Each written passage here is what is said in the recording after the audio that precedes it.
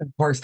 Welcome to week 10. Right as we're starting, of course, my cat decides now is a perfect time to play with something. At least it's not the really loud toy.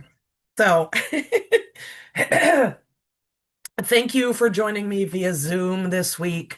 It's the weather isn't too bad now, but this morning I know it was kind of lit, and I wasn't sure how the roads were going to be. So we'll do Zoom today.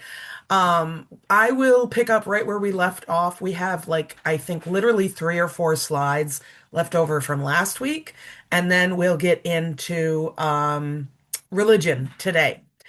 So, where I left off, we were talking about sexual orientation and how that's basically who they say sexually attracted to, but you could also argue like romantically attracted to.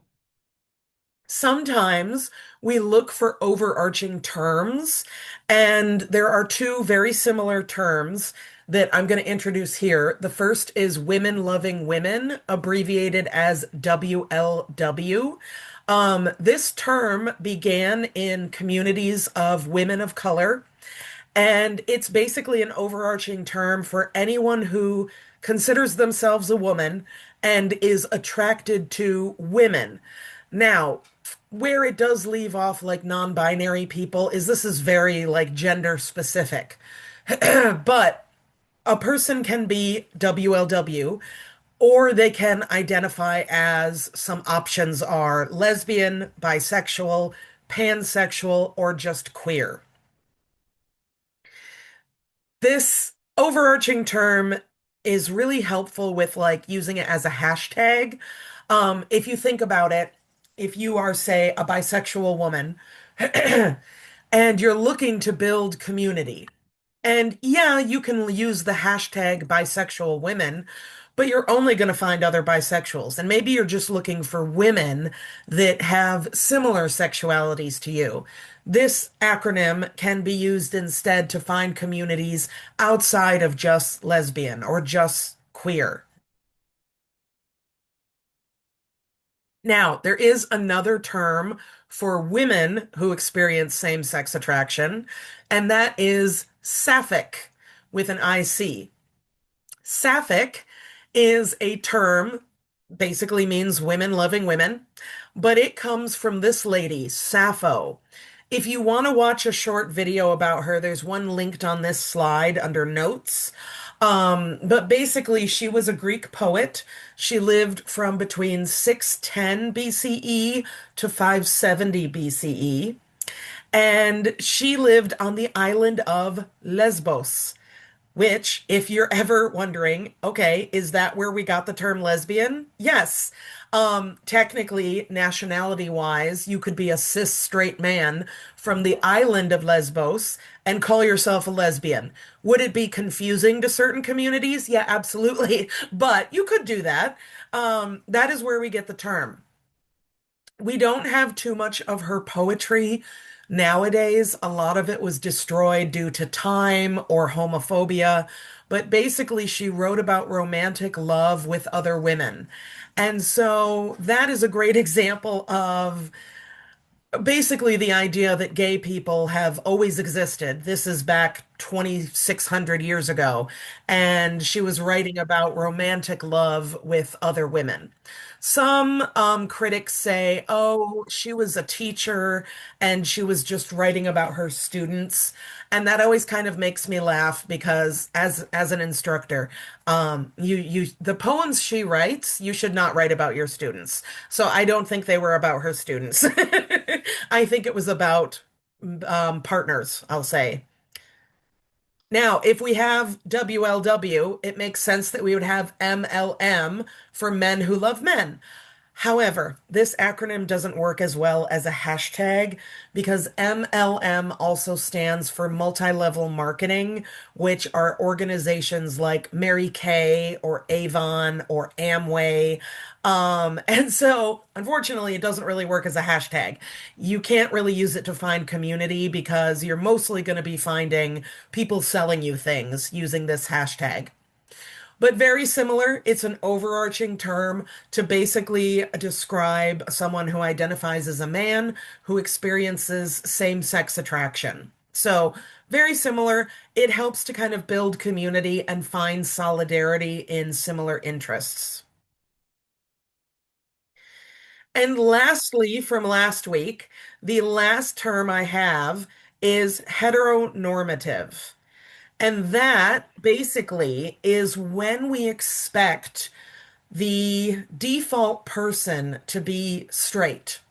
So, of or relating to, or based on, the attitude that heterosexuality is the only normal and natural expression of sexuality. So, we can see it like if you meet a new person, let's see you say you meet a new lady and you're just saying hi, maybe you work together and you're trying to get to know her. And so you probably are going to ask some questions that are kind of natural to get to know someone. But the language you use might be heteronormative. So, talking to a woman, if you say, "Oh, do you have a boyfriend or a husband?" Technically, that's heteronormative.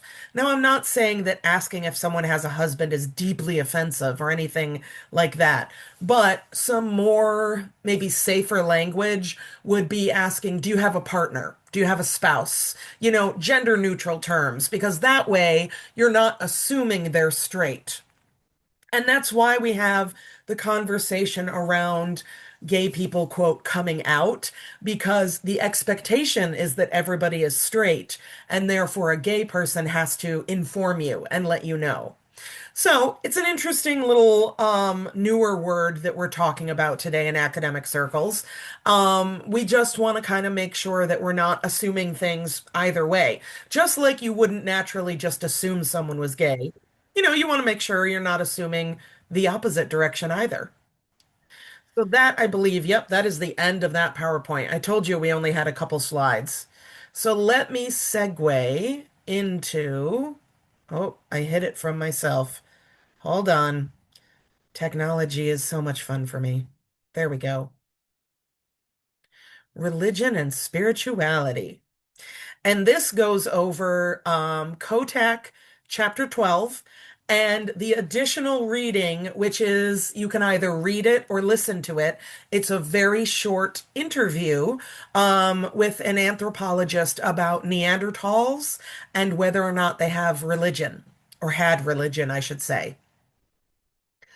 So when anthropologists look at religion, one of the things we're going to look at is what are some similarities that they have? Because there's a lot of religions out there.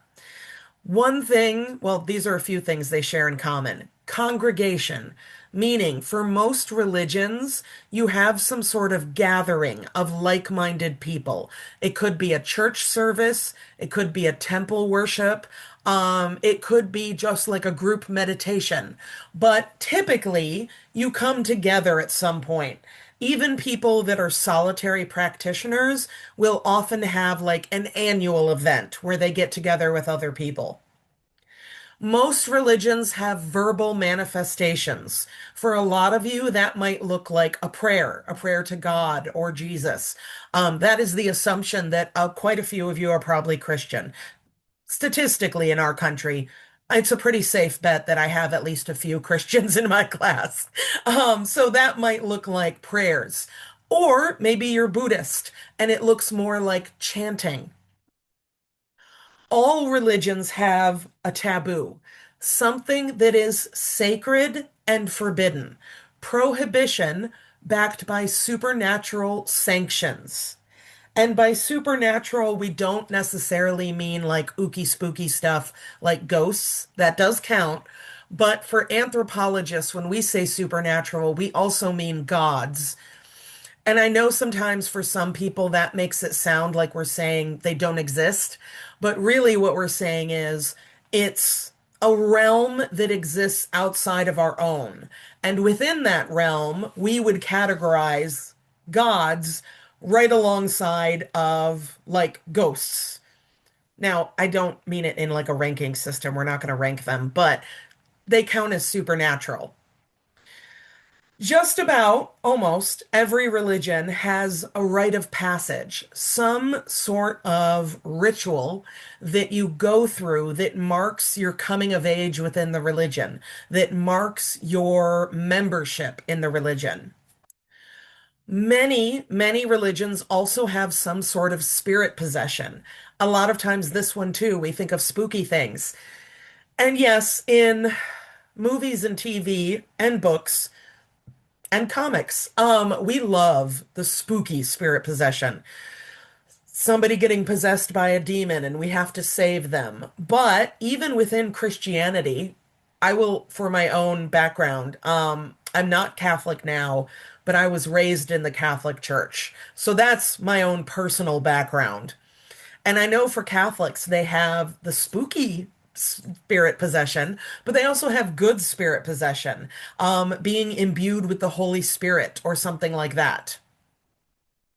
There's also usually some form of study. When you enter a new religion, you need to learn it. You need to learn the stories, learn the rules, and learn what's expected of you.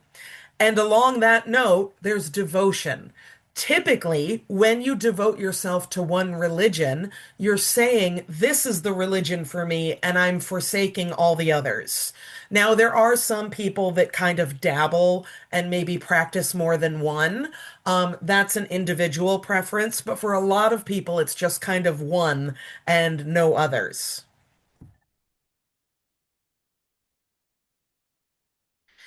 Now, in the US, we like to have this idea of a separation of church and state. Basically, the idea that our government should function separately from churches. Some would argue that we don't truly have that because there is a lot of melding, but we try to have it separate. This is a very American and Western idea because in a lot of smaller scale societies, you don't have a separation between church and government. Your spiritual leader is also your political leader. Your spiritual leader might also be your doctor. You know, you sometimes kind of wear a lot of hats, as we say.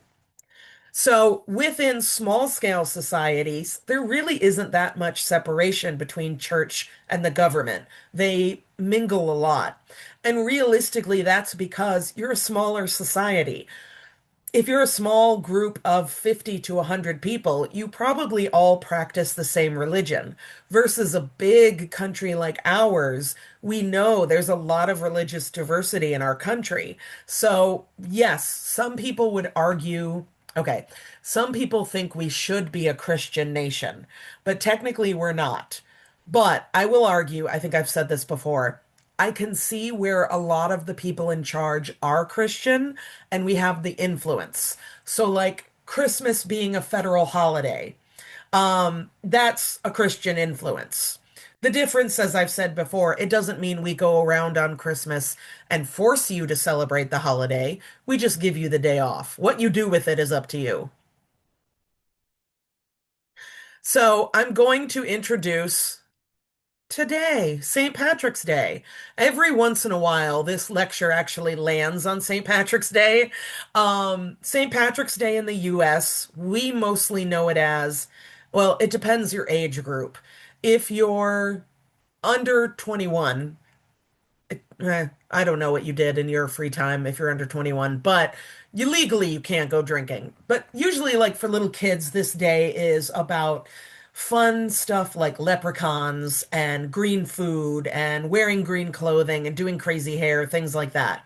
And then once you're of drinking age, you go through the party time of St. Patrick's Day is also for wearing green and dyeing foods and drink beer green.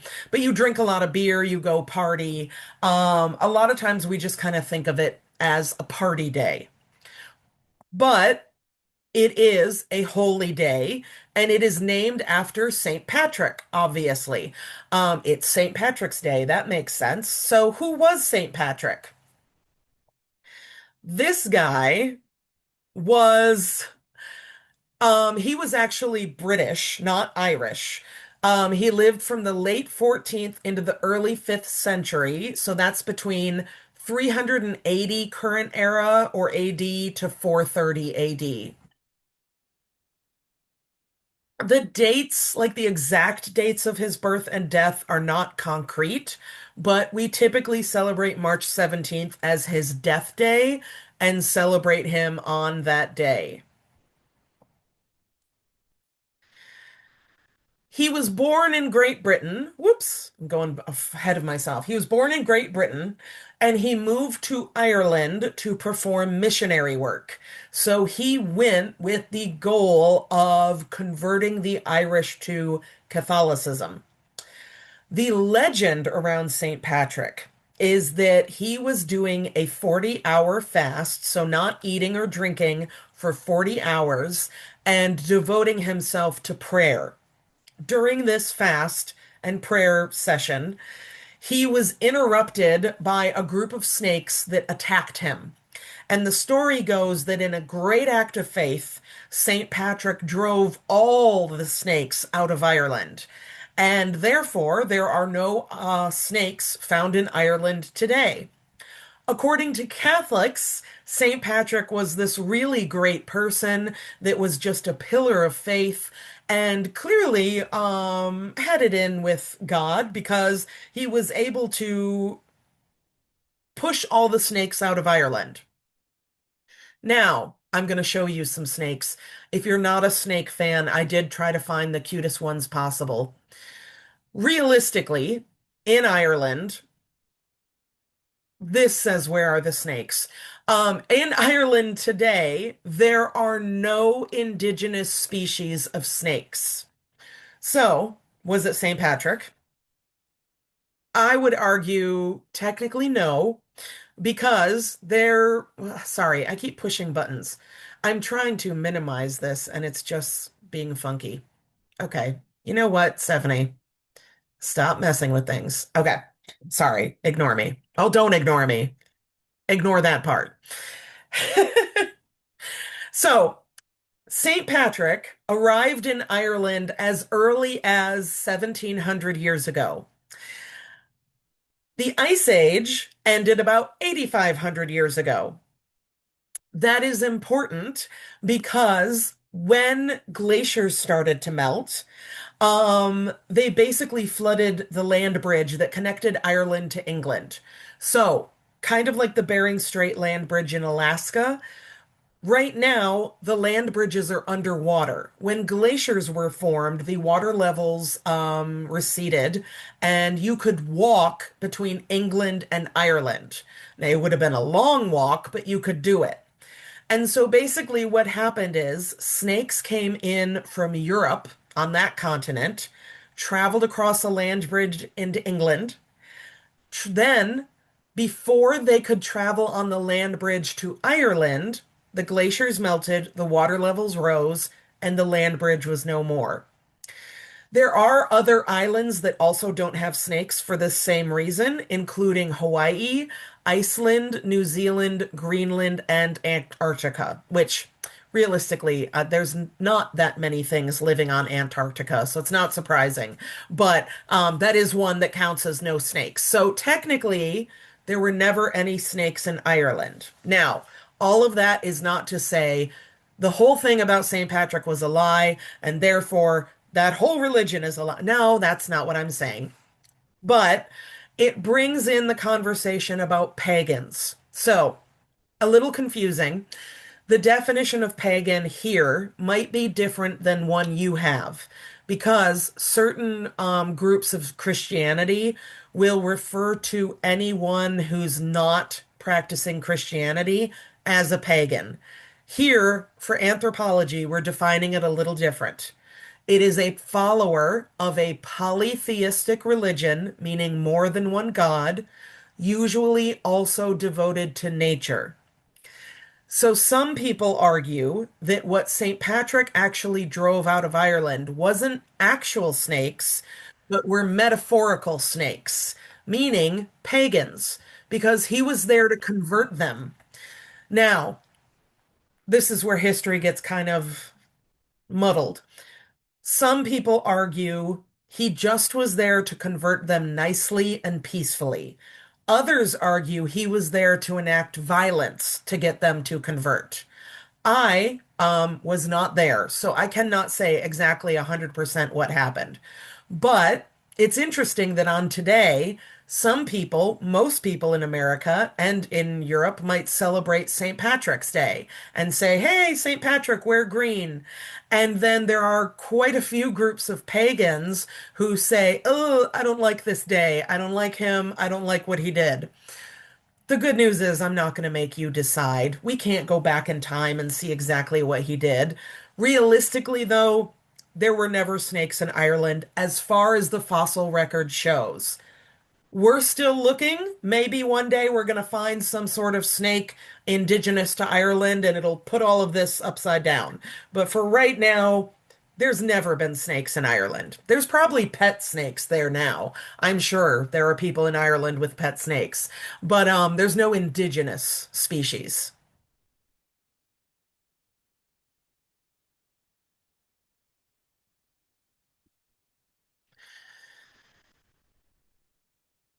So I want to briefly, because it's a very short reading, talk about that additional interview. It's called Discoveries Give New Clues to Possible Neanderthal Religious Practices. And if you're wondering why I say Neanderthal instead of thal, both pronunciations are correct. It just kind of depends on your preference. This was an interview. It's almost 10 years old now, but it was between Michelle Martin through NPR and Dr. Barbara J. King, a professor emeritus at William and Mary College. This was from December of 2016, and it was talking about new evidence, or at least new at the time, that suggests Neanderthals may have had religion, or at least spirituality. A very brief explanation of who Neanderthals were. They are extinct. They went extinct around 40,000 years ago. If you want to know more about Neanderthals and know more about human evolution, I highly recommend taking physical anthropology, but this is just a very little snippet about them.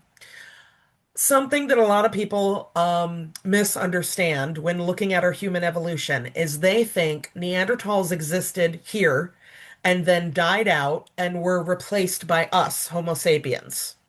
In reality, we actually overlapped quite a bit, and we existed at the same time as Neanderthals.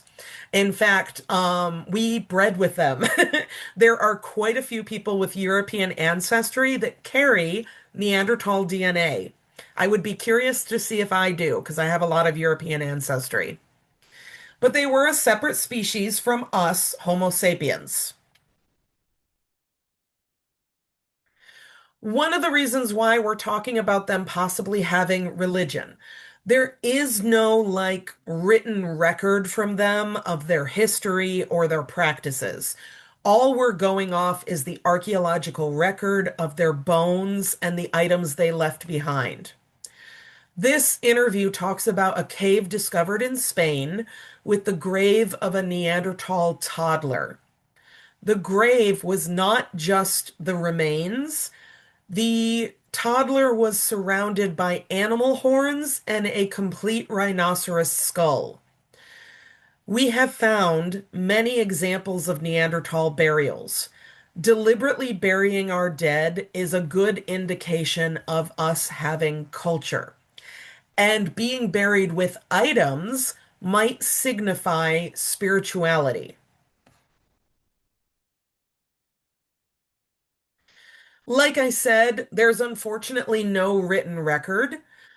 The theories around these burials include burying the remains of a deceased member of your group. One, it protects you from predators and disease. If we leave a body out to decompose out in the open, they're going to attract scavengers and predators. And when those predators are done feeding on them, they might turn to your food or you as food. And so that can be dangerous. It also protects you from disease. Um, bodies, be it human or animal, decomposing can lead to disease. And it could like get into the air, things like that. So burying the dead might have just been to keep everybody safe.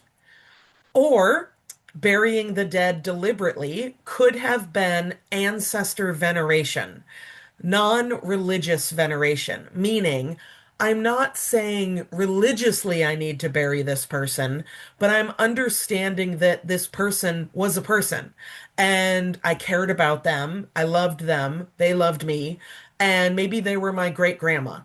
I know because I cared about great grandma, just because she passed away, I'm not gonna just leave her to the wolves. I'm gonna bury her. That's more respectful. The other possible explanation is a belief in the afterlife. And if Neanderthals believed in an afterlife, then therefore they would have had some sort of religion or spirituality. Realistically, we're never going to know 100% if they were religious. They could have been. Until time travel exists, we're not going to know 100%. But the fact that they buried people with grave goods or items usually indicate the belief that they can use them in the spirit world. So think of when some societies would leave you with money to pay the ferryman to get into the afterlife. That kind of an idea. So realistically, like I said, we're never going to know 100%, unfortunately. But it's interesting to think that maybe Neanderthals had some sort of religion or spirituality.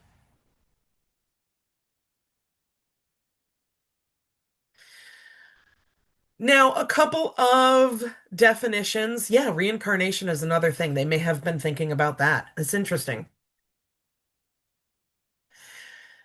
So, a couple of definitions here. Animism is the belief in spiritual beings. Examples include deities or gods, ghosts, souls, or doubles. Doubles, you may have heard the term like doppelganger. It's usually like a mimic, some sort of spirit that can make itself look like you, but it's not you, that kind of a thing. Tyler, who we spoke about way back in week 3 or 4, he thought it was an evolution. He thought every single society started with animism, and that once they left animism, they would move to polytheism. Theism refers to basically a god, and poly means many. So, polytheism is the belief in multiple deities who typically control aspects of nature. So, a god of thunder, a god of the sea, a god of horses, different differences like that. Tyler thought every society would become polytheistic and then leave that behind to become monotheistic. Mono means one, so that is the belief in a single all-powerful deity. Tyler was incorrect. He thought that then, after monotheism, every single society and every person would abandon all religion to focus only on science.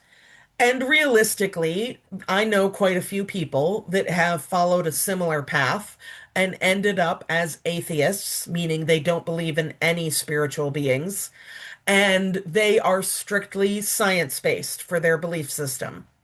But I also know tons of people in 2026 that are polytheistic. I know tons of people that are monotheistic, and I know people that are animistic. And I also know people who are any one of those religions, and they also believe in science. So Tyler was incorrect. We do not all follow the exact same path, and we do not all abandon religion to be only science-based.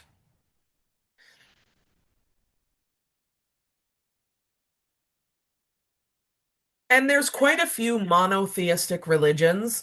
Um, the big three that anthropologists will call the Abrahamic religions. That would be Judaism, Christianity, and Islam, which technically they all believe in the same monotheistic deity. They just have different ways of showing that and different ideas about the Messiah. Some say he already came. Some say he hasn't been here yet. That's where it gets very, difficult. And the good news is, I'm not going to make you tell me your religion or debate which one is correct. That's not what we're here to do. That would be a very weird class. You'd be like, Stephanie, what are we doing today? Um, if polytheistic religions sound like interesting or familiar.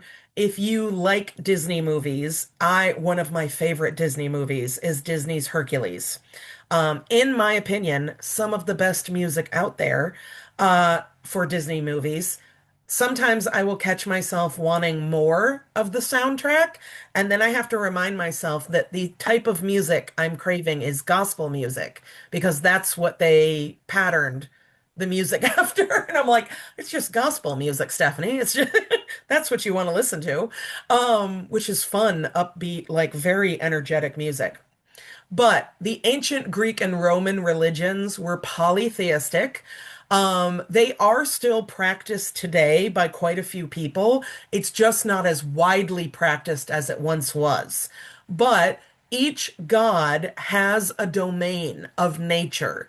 So, some examples you have Apollo, the god of the sun, Poseidon, god of the sea, Athena, goddess of war and wisdom.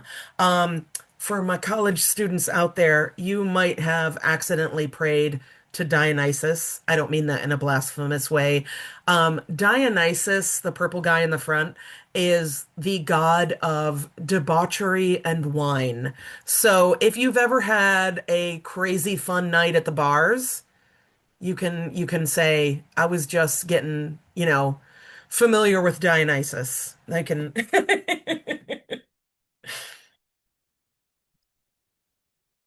And a lot of times there's a lot of duality. Aphrodite up front, a lot of us know her as the goddess of love, also a goddess of war.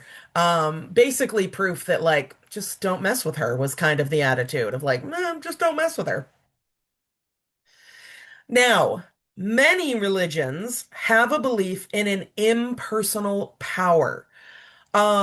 Think of, even if you want to talk about not a religious example, but a media example, if you're a nerd like me and enjoy Star Wars, the Force, that unseeable energy force that everybody can tap into, that would be an impersonal power.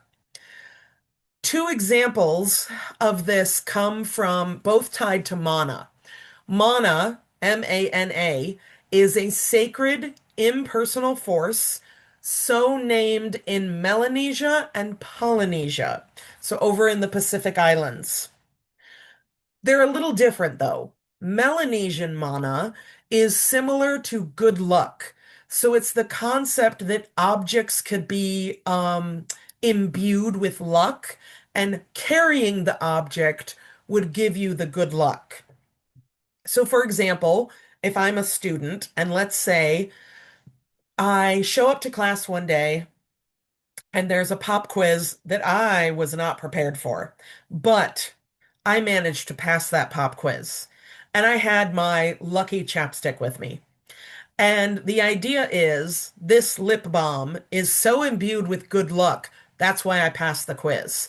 Now, if I want to pass that good luck on to somebody, I just give them the lip balm. Now, as long as they have it, they have the good luck. Versus Polynesian mana was tied to power and political positions. So it's the idea that the higher ranking you get, the more mana you naturally have.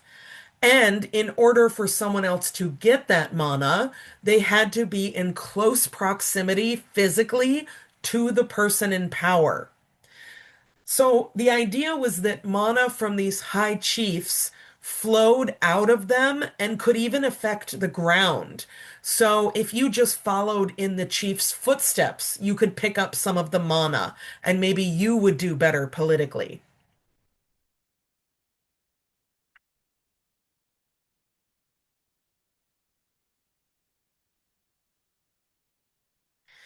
Now, some of you may see this and go, ooh, scary, spooky symbol, but I'm going to explain. I see this symbol, and there's another short video linked on this slide as well if you want to watch it. I see this symbol, the pentacle, and it's always used as like spooky, scary, tied to devil worship, things like that. And what fascinates me is it actually started in the Catholic Church. Um, and well, it's been used over 3,000 years, but for a while it was used in the church. And it was basically supposed to be like a symbol of the divine. Nowadays, people who are practicing like witchcraft do use this symbol, but what cracks me up is it pretty much is just supposed to be showing, it's kind of arguing over what it actually shows, but it's supposed to be showing like the four different elements, with the fifth element being us and the spirit. And it's supposed to show, it is, some people say it's tied to the Star of David, that it's tied to that. But it's basically supposed to show like harmony and balance, and oneness. And in the church, it was supposed to be a symbol of the divine. But because of what I'll explain on the next slide, the Satanic Panic, it became a spooky symbol that people use in movies and media for any time they want to show something scary. If they want to show someone doing Satan worship, they throw this symbol up. Now, for some people who call themselves Satanists, they use an inverted pentacle where it's upside down. That one is tied to the Church of Satan. Arguing, it's a little confusing in our country because there is like the Satanic Temple, which is not actually satanic. I know you're thinking, but Stephanie, it's called the Satanic Temple. It is, but it's not really about worshiping the devil versus the Church of Satan is. So they use an inverted one. But I see this, I have earrings with a pentacle on them because so many people, I just want to get the conversation started. That there's nothing really scary about the symbol. We've just kind of co-opted it to be something scary. I love ghost hunting shows, even though they're cheesy, I love them. And I see this symbol, they'll go into an abandoned building and there'll be a pentacle on the wall. And the scary ghost guys are saying, oh my gosh, this is so scary. There was probably devil worship here. And realistically, looking at the pentacle, I'm like, there might have been like a ritual done, but that symbol is protection. Like that's to make sure that there is no devil, usually. So it just kind of makes me laugh. Now, I mentioned the Satanic Panic. It sounds like a band name or something, but this was, if you're close to my age, you're going to go, yes, Stephanie, I remember the Satanic Panic. So back in the 1980s and 90s, especially in the US and Canada, there was a big fear that our countries were being overrun with satanic cults. The reason for this is because of a book called Michelle Remembers. The book advertised itself as nonfiction, meaning correct and truthful. And it was a story about a little girl named Michelle who tells a story about being kidnapped in British Columbia by a satanic cult who was doing children's sacrifices. Pretty scary stuff. And it was advertised as nonfiction, so a lot of people just read it, assumed it was factual, and ran with it. Fact checkers for years have been trying to find this Michelle. They have tried to track down like the purported stories from this book of child sacrifices. They've tried to figure out like, could this be matched with a missing persons case? None of it has matched up. So realistically, this was a fictional, fabricated story. But because people were talking about it like it was real, a lot of parents got really scared that their kids were either going to be abducted by satanic cults or become part of the cults. And what kind of can make us laugh now is one of the things they were so scared of back in the 80s and 90s was Dungeons and Dragons. And I chuckle at that now because when I grew up, I used to think Dungeons and Dragons was all about the devil and scary things. And now, as an adult, a middle-aged adult, I have quite a few friends who play Dungeons and Dragons. And I say this with love and affection in my heart. They are the biggest group of nerds you will ever meet. They're not doing Satan worship. They're pretending to be wizards and bards and going on adventures. It is a fun game. Don't get me wrong. I don't mean this in any judgment. It's a fun game. Maybe you'll have one person that their character is a devil worshiper, but for the most part, they're just having fun. They're just role playing and doing games and pretending to be fun mythical creatures. Yeah, I grew up. The first time I heard of people playing Dungeons and Dragons when I was like a teenager, I remember thinking this was in the 90s, and I remember thinking like, oh my gosh, you do that satanic stuff? And they were like, Stephanie, I pretend to be a wizard. And I'm like, oh, that doesn't sound as scary as my parents made it out to be.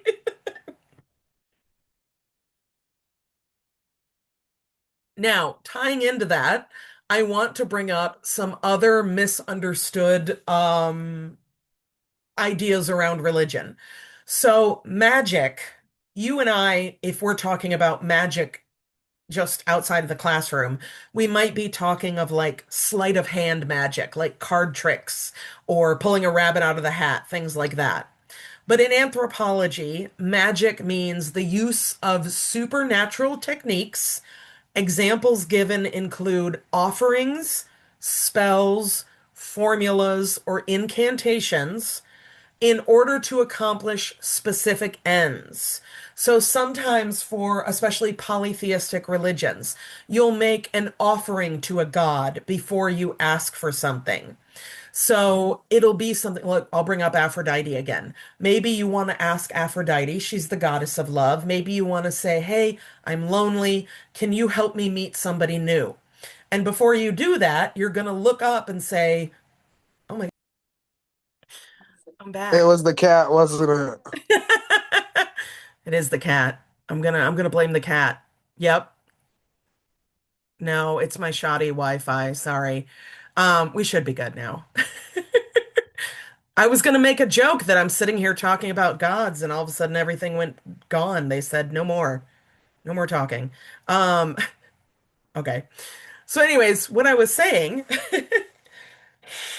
is an offering is basically saying, okay, if I want to pray and ask this God for something, I got to give them something first. So I'll look up and see, like, oh, maybe they want a glass of wine, something like that. I bring up the voodoo doll because this is a very misunderstood practice. So voodoo itself, sometimes spelled with a U, sometimes spelled with an O-N, it is an Afro-Cuban animist, meaning animistic, religion and folkway with West African roots.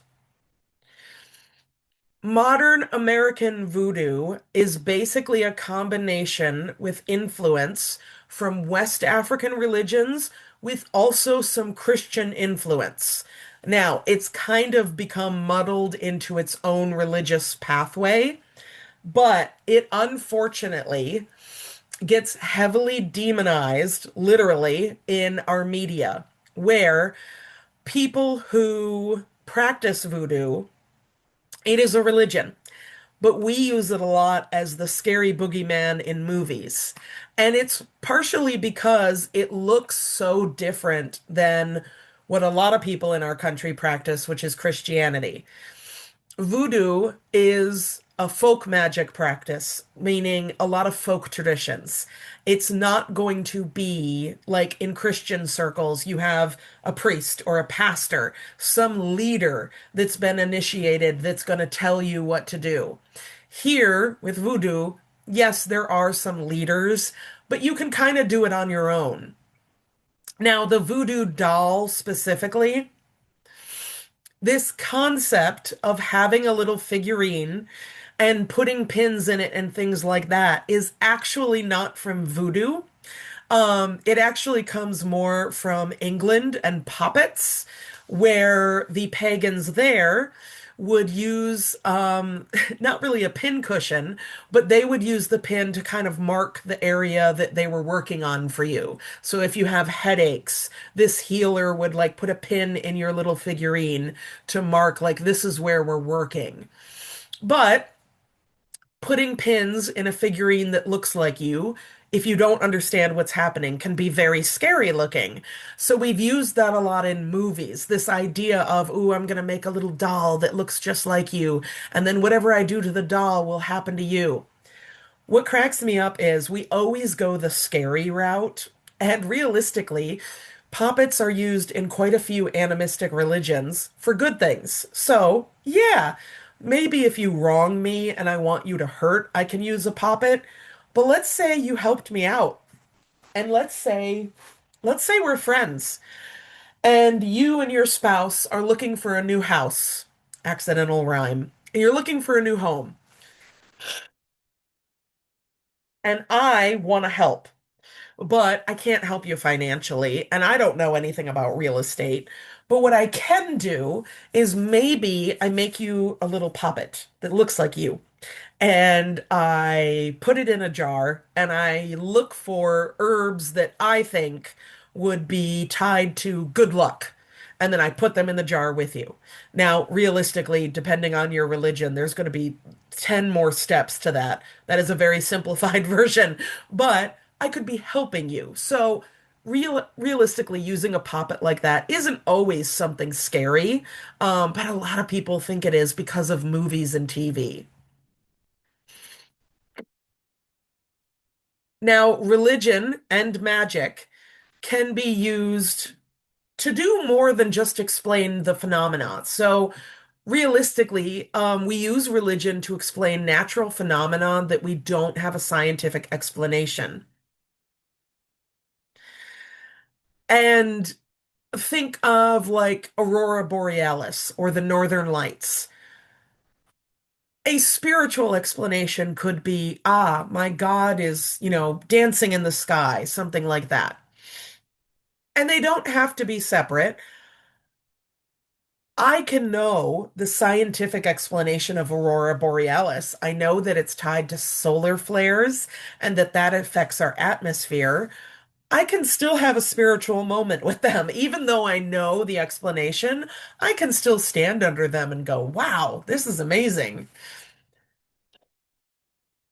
I apologize now that the spring is trying desperately to sprung. My allergies are kind of kicking my butt, so my apologies. Having a faith can also ease anxiety. Think of something that is outside of your control. Maybe a loved one has to go through a surgery. You know you're not a surgeon. You can't do the surgery for them. You can't make them understand or make them understand. You can't help them in healing. But praying to God might help you feel like you're helping. Now, scientifically, it's really hard to prove whether or not that's helping. There is actually a lot of science out there that sometimes prayer does help. Knowing there are people praying for you, knowing there are people in your corner pulling for you can help heal people. So there is some science going on there. We do see non-religious traditions. A great example is Halloween jack-o'-lanterns. So the pumpkins we carve and decorate here, pumpkins are a North American crop. Halloween or Samhain originated in Ireland.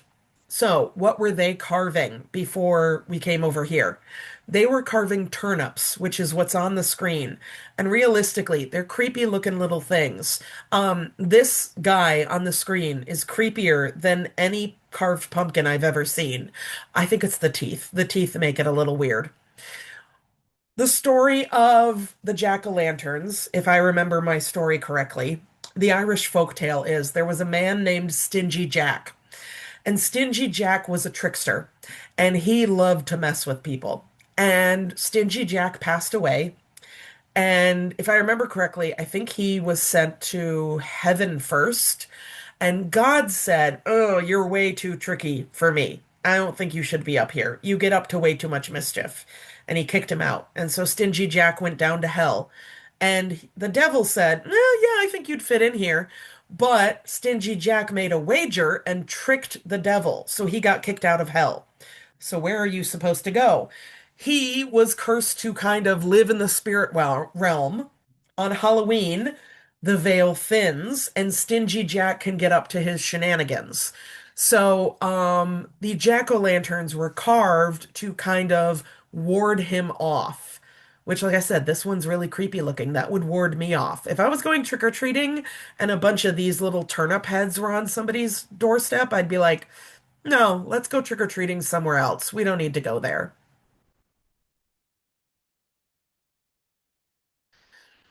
Now, I mentioned on the last slide jerseys during playoffs. You may have some non-religious traditions around your favorite sports team.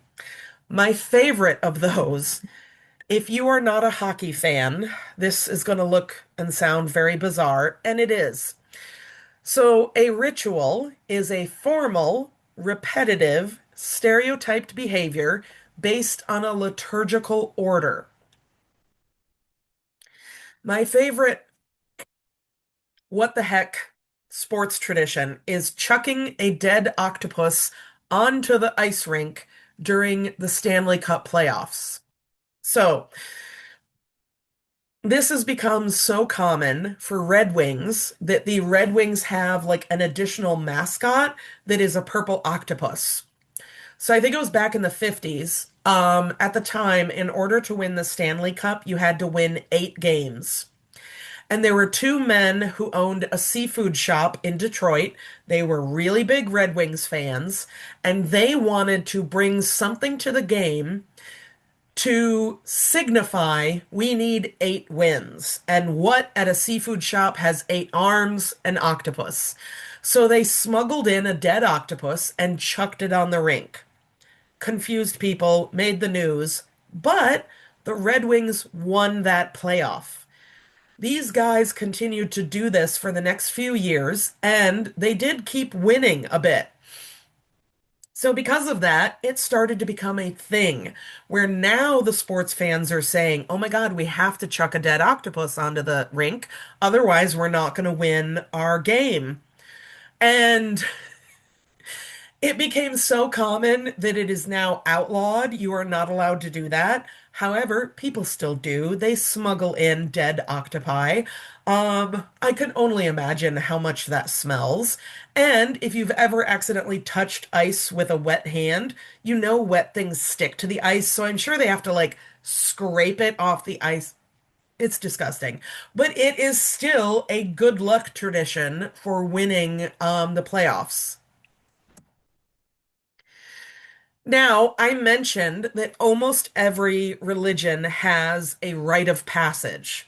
A rite of passage is some sort of ritual that marks the places or stages of life. So, a non-religious rite of passage could be a quinceañera if you are Mexican. And when you turn 15, young women, they get a really big party. And I don't know all of the tradition around a quinceañera, but I know one of the traditions is usually she transitions shoes. At least I heard this before, that like one of the things you can do is you show up to the quinceañera in like sneakers or flats, and then you ceremoniously transition to heels as a way to symbolically say, today I am a woman, much like a bat mitzvah or bar mitzvah. And so it's a really cool tradition, and that might have some religious, oh yay, I am correct. Thank you, Anna. That is a really nice way to kind of signify adulthood. Religions will do it to say you're an adult within our religion. We know like a bar mitzvah is at 13. We know legally in America you're not an adult at 13. But the idea is that within the Jewish faith, today you are a man. Today you are a woman. You are an adult within the faith. It can be performed individually or collectively. The idea is the ritual produces stress. And once you complete it, there's a collective relief that can bond you to the other participants if it's done in a group. If it's done individually, I think that bond still happens a little bit. Because if you think of it, if you are Mexican, a young woman, and you're in school with other young women around the same age who are also Mexican, then you're going to have the solidarity of, oh, did you have your quinceañera? Yes, I had mine 2 months ago. Oh my gosh, mine's in a month. And you bond over that.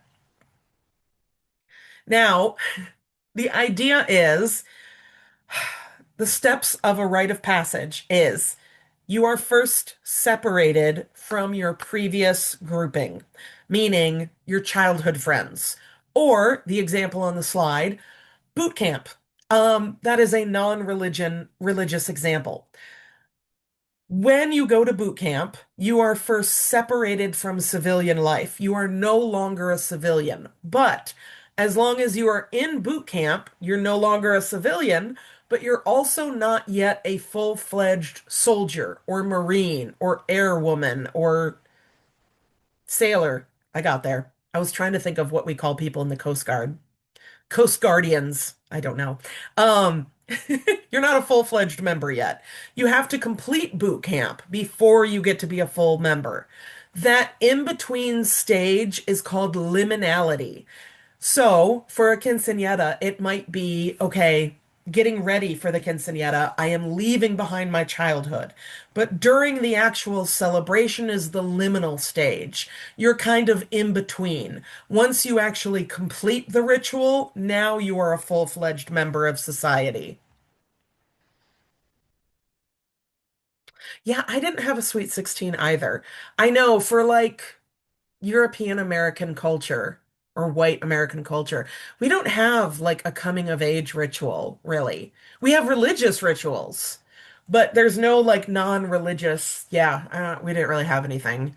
I think the closest when I turned 18, because you're legally an adult, there was no voting for me to do, and I didn't smoke. So I think I went and bought a lotto ticket because I was like, woo, something I can do at 18 that I couldn't do at 17.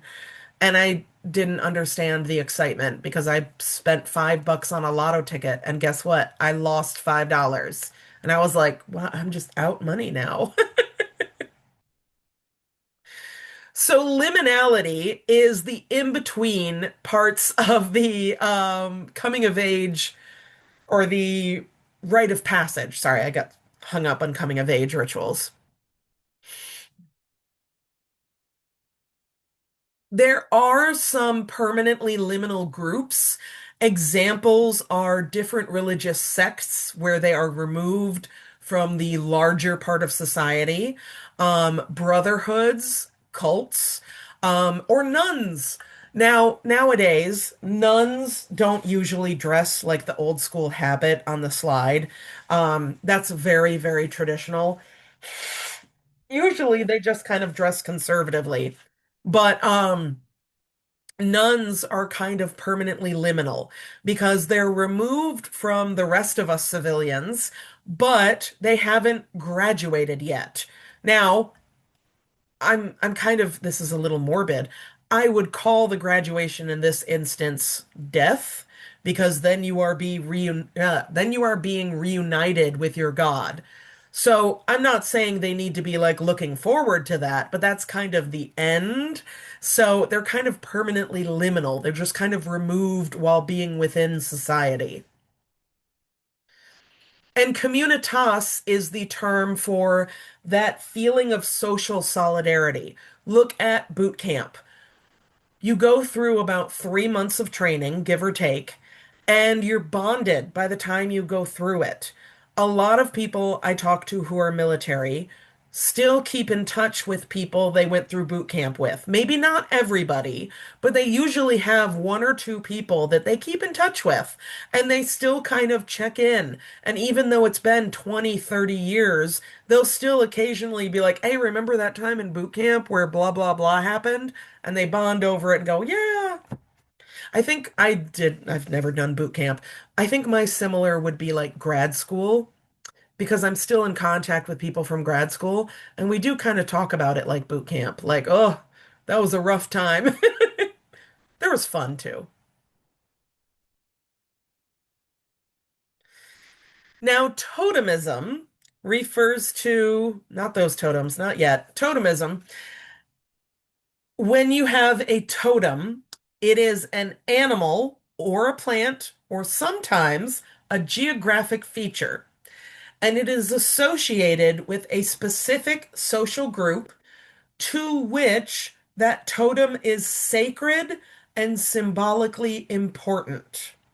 So, me personally, I do not like the popularization of the term spirit animal. And I will tell you as an anthropologist, because unfortunately, where I hear people talking about spirit animals is the assumption that all Native Americans have spirit animals, and it's kind of blurring the lines between the different Native American groups and making it sound like they all have the exact same culture. That's where it bugs me. But I understand the concept.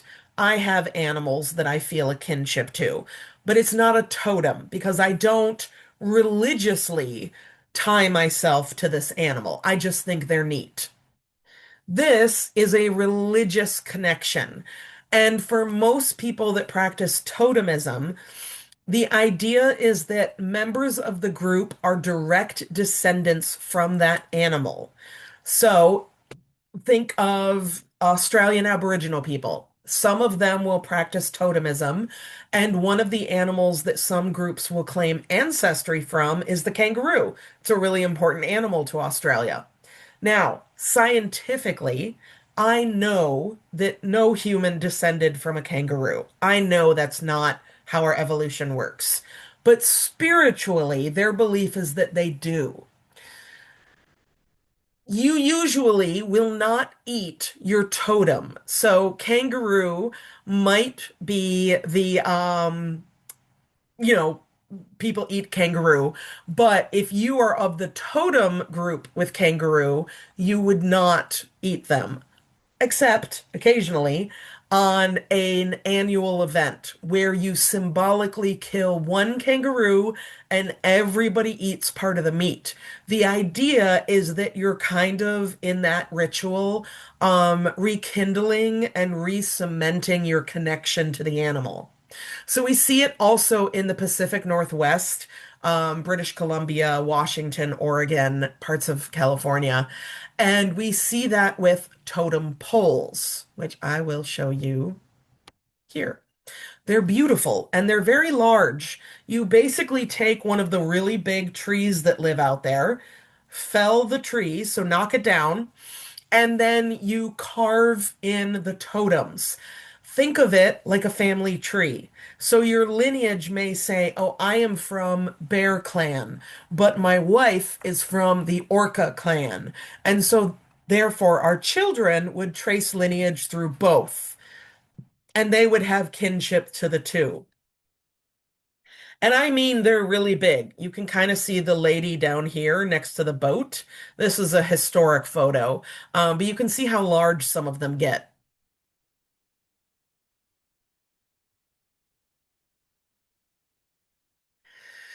Now, looking at religion and cultural ecology, I want to bring up India. So, a lot of times we hear about India and we know that we know cows are important to them, but we don't fully understand why. And it ties into the religion that's practiced a lot over there. Most, I will say most, not all, Indian people are Hindu. There's always going to be people that don't practice the religion, practice a different religion, or maybe are atheists. That's going to happen in any group. But within India, the vast majority of people are Hindu. Within the Hindu faith, you practice a doctrine of non-violence called ahimsa. Typically, it forbids killing of animals at all. So, most Hindus are going to be vegetarian. Of the animals, they respect them all, but the cow is very sacred and revered. Where it can be confusing is here in the US, I would argue cows are very important to us as well, but not religiously. They are important for our economy and for our food. We eat a lot of beef. We eat a lot of cheese. We drink a lot of milk. Maybe not you particularly, but like us as a country, we consume a lot of beef and cow byproducts. And so cows are important to us too. But at the big farms, at least, they usually really mistreat the cows. That is why, personally, if I can afford it, because unfortunately it's more expensive, I try to get the more expensive beef from like the small farm where I know they're treating the cows well and they're healthy, and then I feel a little better, but it's more expensive. I'll admit it, it's more expensive. Sometimes I gotta go with the cheap Meyer brand beef. I don't know how Meyer is treating their cows. Probably not as nicely as the small farm down the road, but I try. Now, they respect cows in India.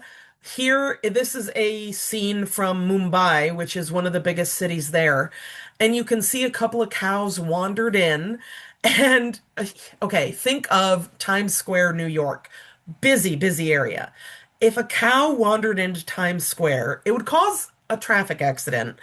People would probably hit it. People would get angry at it. People would yell at it, throw things at it to get it out of the way. Here in India, a cow wanders into the street and everyone just kind of says like, "Oh, okay, I'll go around." And they just move around the cow because it's more of a respect thing. Now, they may not be eating the beef, but they still use cows for their byproducts. They use the cow dung, cow poop. It's great fertilizer. We know that here in the States, but it's also cheap fuel. Do I have a picture on the next slide? I do. There's the little patty cake, cow patties. So it is gross, but trust me, they are washing their hands. Those are handprints in the cow patties. So basically, what you do is you take the cow poop, you mix it with like some sand and dirt, and then you patty cake it back and forth until it's flattened out, and then you stick it on the wall. It dries. Once they're dry, you can scrape them all down and you can burn them for fuel. Now, probably doesn't smell great, but it's cheap, it's free, it's available. You're going to use it if you're out in the rural areas of India. Most likely in big cities like Mumbai, they're not going to be burning cow poop. You're not going to have a neighbor burning cow fuel and making it stink. But out in the farms with open air, yeah, it's right there. You're going to use it. Now, looking at religion and social control, we often use religion as a ruler, a moral ruler of what is okay or not okay. And political leaders, we've seen before, can use it to sway votes. I mentioned how I was raised Catholic. 2020, I'm trying to think, two presidential elections ago. 2020, when Biden was elected. My parents don't like to talk politics, but I'm pretty sure they voted for Biden. And I bring it up because they're quite conservative, but they voted for Biden because they were so excited that he was Catholic. We hadn't had a Catholic president since JFK. My parents were very excited. But the expectation was because he's Catholic, like they're Catholic, they were expecting, well, he's going to have the exact same morals as me. Now, unfortunately, without getting political about talking about who I vote for or want to, I will just make a blanket statement that if you're unaware, sometimes politicians lie. Some of you are sitting there like, I know, Stephanie, I know. Not all politicians, but sometimes they lie. So I would argue maybe look a little further into their politics. Don't just go off their religion. Smaller scale societies usually don't have religious specialists, meaning it's somebody who does work elsewhere other than just spiritually. So in like the Catholic Church, Rashad, yeah, I would argue a lot of politicians lie. Um, so, like in the Catholic Church, I know that priests usually don't have a second job. So, like, your priest is just your priest. He's not also going to be your cashier at Trader Joe's, because that's supposed to be his only job. Versus in a small scale society, you'll very frequently have a religious leader who's also in politics, or a religious leader who's also a doctor, because you just have to wear more hats. Shaman, I've also heard it pronounced shaman. I prefer shaman. Shaman is a general term for anthropologists, and it is a very all-encompassing term. We use it to refer to any kind of cure, like a doctor, including what some people will call witch doctors. It includes mediums, spiritualists, astrologers, palm readers, and other independent diviners. It can get complicated because some people in religious groups will use the term shaman like a rank that you have to earn. But as far as anthropologists are concerned, we're basically going to use the term shaman to refer to any kind of like folk practitioner, or smaller scale practitioner.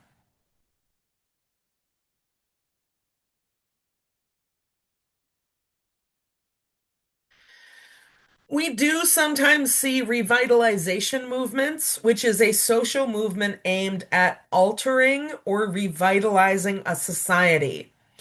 Um, I'm trying to think of an example, but we'll see revitalization in, well, we're seeing a revitalization in witchcraft, which is a blanket term for a broad group of practitioners. But we're seeing kind of a revitalization movement where people are now practicing it at least more openly, which is then having a lot of other conversations. But we're seeing a bit of a push. Syncretisms are cultural, especially religious, mixes emerging from acculturation. The example I have on the slide is hold on, I want to make sure I have her whole name. Nuestra Señora de la Santa Muerta, also known as Our Lady of Holy Death. She I'm with you, Rashad. A lot of people are going to call some things witchcraft that I would say is more just like holistic living.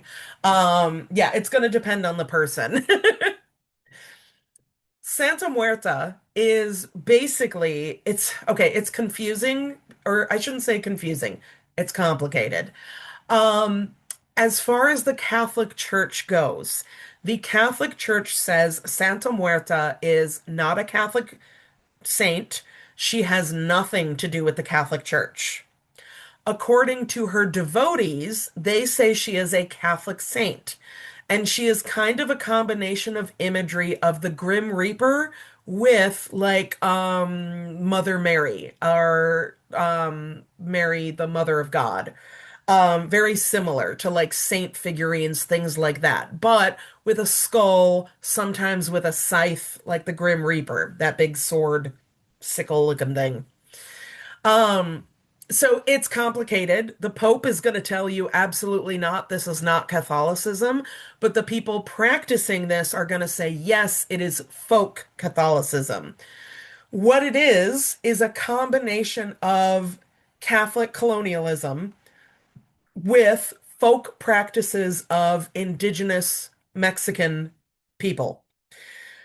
And over many, many years, those two religions that you might say on paper don't have anything in common, they have found commonality and now developed this other sect of worshipers.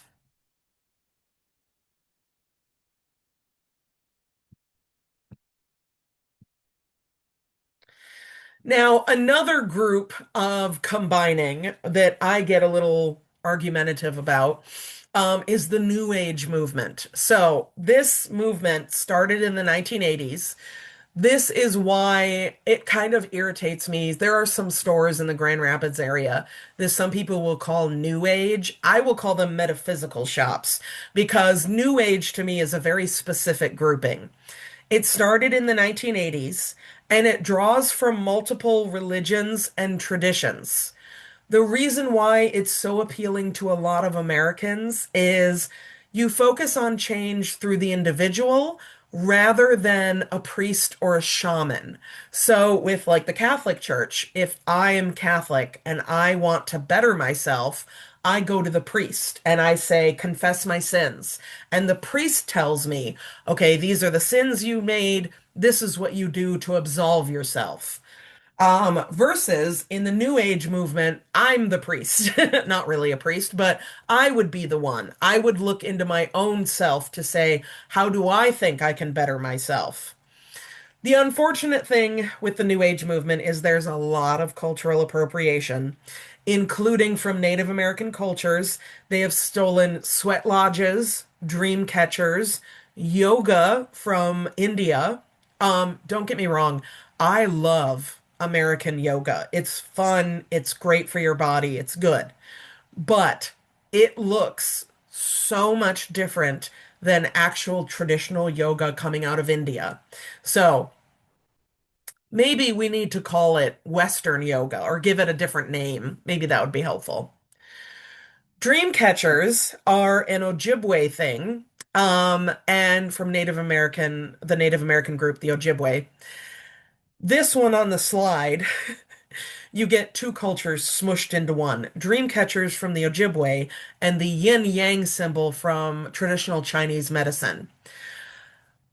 Now, a dream catcher, if you believe in it, and I say if because I'll explain why on the next slide.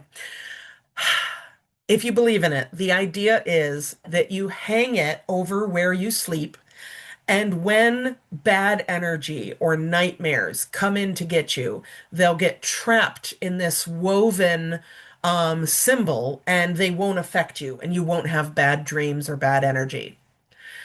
So, two places I see them that confuses me. Cars. Now, I am not judging you if you have to sleep in your car or just want to, but for most of us, we're not sleeping in our cars. And two, as tattoos. Now, if you're sitting there right now with a dream catcher tattoo, I'm not here to yell at you. That's not what this is about.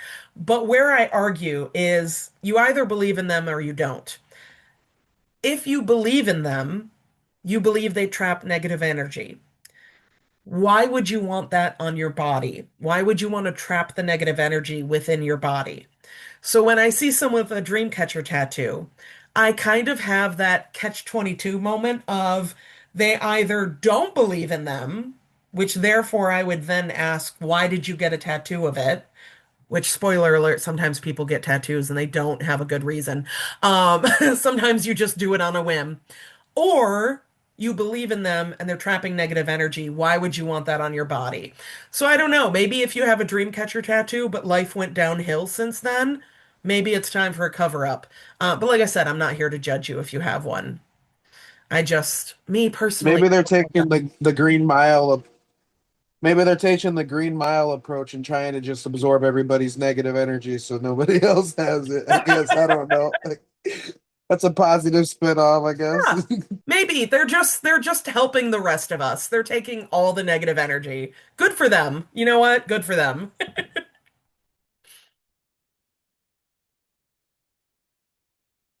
Now, I I'm not gonna rush, but oh, I don't. Okay, good. I only have a couple slides left. We're running good on time. So, something that we see a newer sect of Christianity, not saying new as in it's like 5 years old, but newer compared to some of the others. One is evangelical Protestantism. This is a highly successful form of cultural globalization. I asked the question, does it count as colonialism? I want you to think on it, but you don't have to actually answer it right now. I just want you to kind of think of that.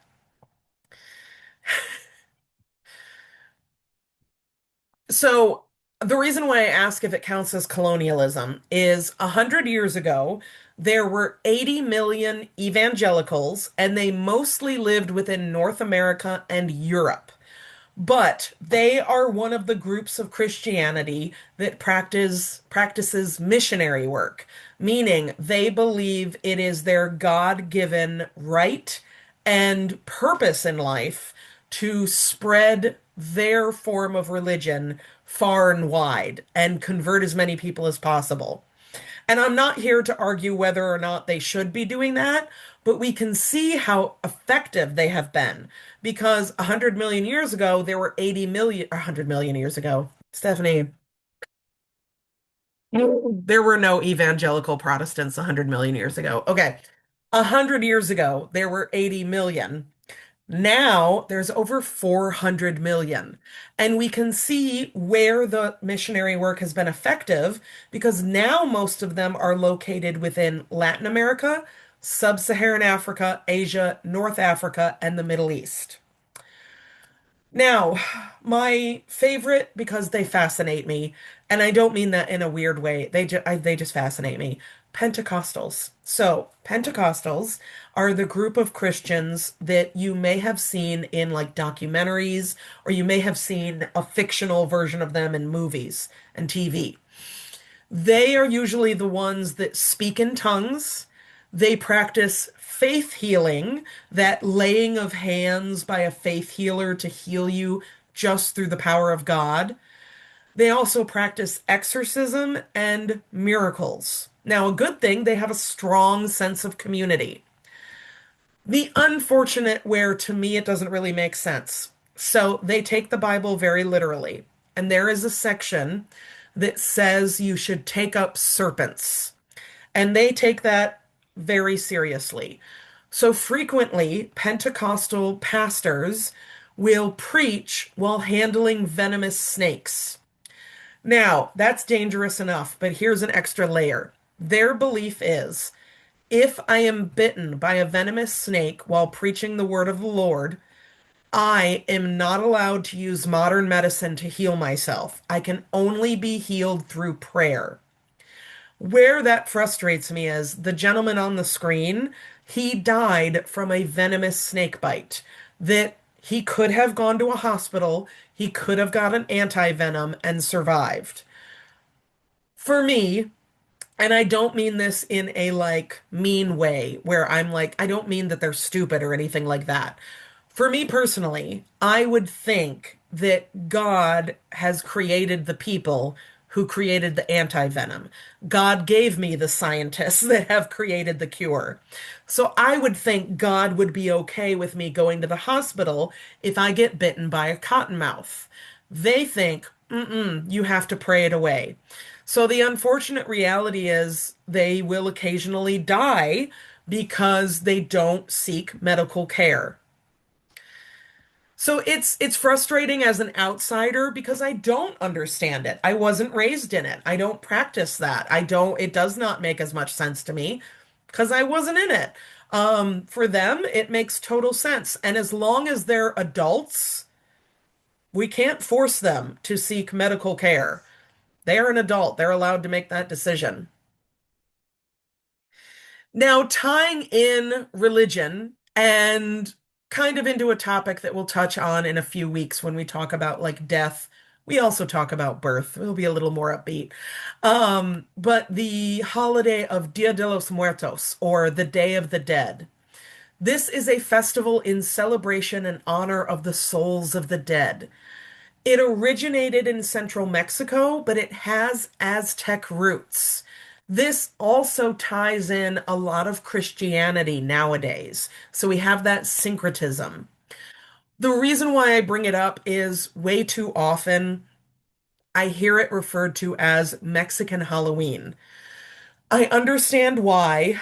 There's a lot of skulls, it's a lot of talk about death, and it does coincide with Halloween, the date-wise.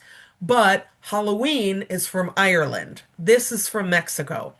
And it's not about ooky spooky funny things. It's about reverence of the dead, respect of the dead, where you don't just say, oh, I'm going to focus on scary decorations and skulls. You also have an ofrenda, which is an altar to your deceased ancestors, either recently deceased or far back, where you leave them offerings and you leave them like their favorite food or candies, flowers like marigolds. And the idea is that on this night, your ancestors can actually come and visit you.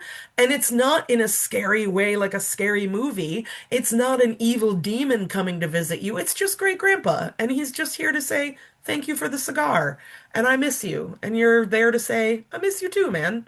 So it's not just Mexican Halloween. It's a very interesting and respectful holiday. Now, I mentioned sports rituals. There are plenty of secular rituals. You may even have a secular ritual. Maybe you have a skincare routine. And yeah, that's a good point, Anna, with Dia de los Muertos. You can do it. You can participate. It's an open participant as long as you're being respectful. Um, but yeah, and if I remember correctly, I think I just learned this recently. I might have the date wrong. I want to say October 27th is the date where our deceased pets can come and visit us. And that warms my heart because I want to see my lost little pets. Um, so maybe I'll have to participate this year. But we do have secular rituals. You may have a sports ritual. This guy was a pitcher for the San Francisco. Uh, I know sports, the team from San Francisco. He had a dirty hat routine. He refused to change his hat or wash his hat. His explanation was that the grime and the dirt kept him grounded. Do I think that's accurate? I don't think that really has any magical power, but if it helped him, whatever. He was a good pitcher. I'm sure it helped him somehow. You might have a morning ritual or a bedtime ritual. I was hoping he would come visit you. I'm going to get up for a second and keep talking. I was hoping the TA would make an appearance, so I'm going to bring him over with cat treats. Here he comes. My cat has an evening ritual where we promptly go to bed at 10:30 at night. I don't have to go to sleep, but I have to be in bed, and that is his bedtime routine. So, oh, you can meow all you want. Here's the TA. Did you just drool?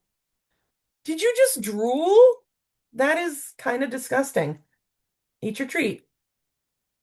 You silly boy. So that is all I have for today. I will let you go. Thank you for joining me via Zoom. I have a couple of messages I need to get to, so I will do that when we log off. But yeah, thank you. And you do have an exam next week, I believe. So it'll be set up exactly like the last one. If for any reason you want to do in person or you have any issues, just talk to me. I'd be happy to organize that with you. Otherwise, have a great night, and I will see you next week.